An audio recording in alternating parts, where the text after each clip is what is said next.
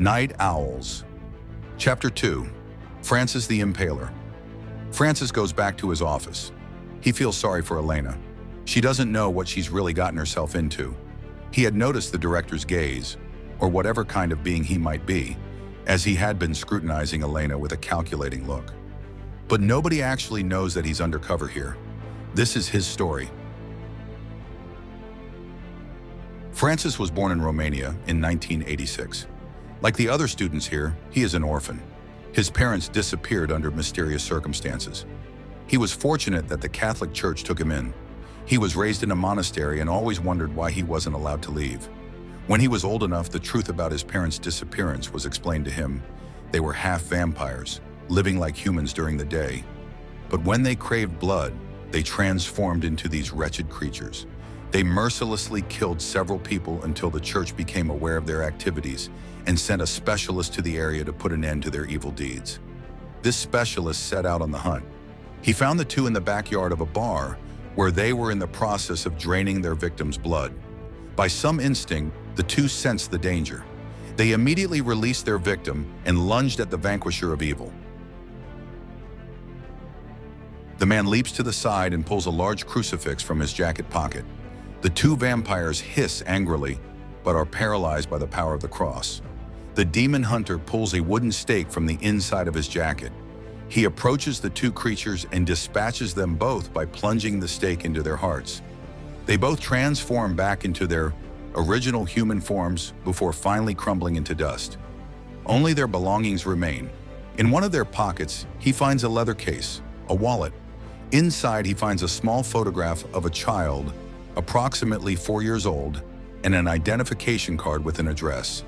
The demon hunter doesn't hesitate and sets off for the address. He hopes that nothing has happened to the child, or that the child hasn't become a vampire. He's never had to save a child before. This would be his first time. Just then it starts to rain, but luckily the address isn't very far away. He sets off at a brisk pace. Soaked through by the rain, he reached the apartment and rang the doorbell. No one answered, but he heard the wailing of a young child. This spurred him on even more. The door was old and certainly not a security door. A well-aimed kick, and the door was ripped off its hinges. He heard the wailing coming from the back room. He cautiously made his way forward, not wanting to be surprised by any more vampires. The apartment is deserted except for the toddler. He opens the door to the nursery and a little boy stares at him with a bruised face. The child is standing in a crib with bars clinging to them. The exorcist breathes a sigh of relief. The child is not afflicted with the plague of evil. Gently, he lifts him out of the crib. The little boy has no idea that he has freed his parents, who were vampires, from their curse. What should he do now, he wonders. He couldn't simply call the police and say that he had killed his parents because they were vampires. The officers wouldn't understand and would lock him up for the rest of his life. He finally comes to a decision and calls his spiritual superior. The superior advises him to take the boy to a monastery, suggesting one near the Carpathian Mountains. There the boy would be under the watchful eye of the nuns. If it turned out that he too was transforming into a vampire, he would be quickly dealt with there. Regarding the matter of him and the vampires, a few people would be sent to ensure that nothing became public. They examined him, taking blood samples and even giving him garlic and placing holy symbols on his skin. But Francis remained normal. He was not afflicted by the plague of evil. So he was raised by the nuns as if he were their son.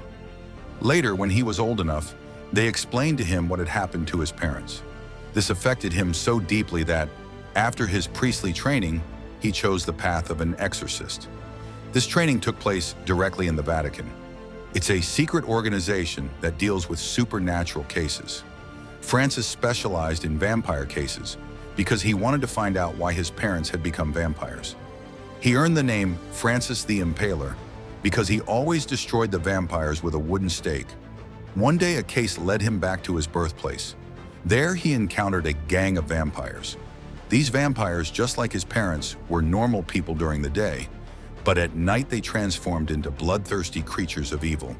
His department became aware of this case because so many people were disappearing without a trace. It took him days to figure out that a creature from the underworld was behind it. A clue led him to an old castle. The castle was located outside the village in a wooded area. It was neither guarded nor illuminated. It was more of a ruin.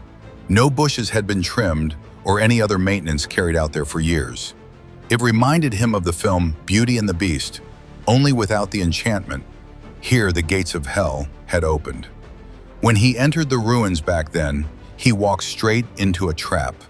It was a nest full of vampires in cocoons. Their victims were transformed into vampires inside the cocoons. But who was turning people into bloodsuckers? It had to be a being other than a vampire overlord. As he destroyed one vampire after another, a creature crept up behind him, slowly but incredibly angrily. The creature is dark, shadowy, and poised to attack, but instead it snarls at him. "Why are you destroying my guardians?" Francis turns and asks the creature, "What or who are you? You are not a vampire." The creature replies, "My name is unpronounceable for you, but I am known as a fallen angel, and many have given me the name Azazel." Francis says, "I know who you are, Azazel. I'm not afraid of you." Azazel laughs arrogantly and replies, "Many who thought they could destroy me have failed and perished. I am not a ghost, but a shadow.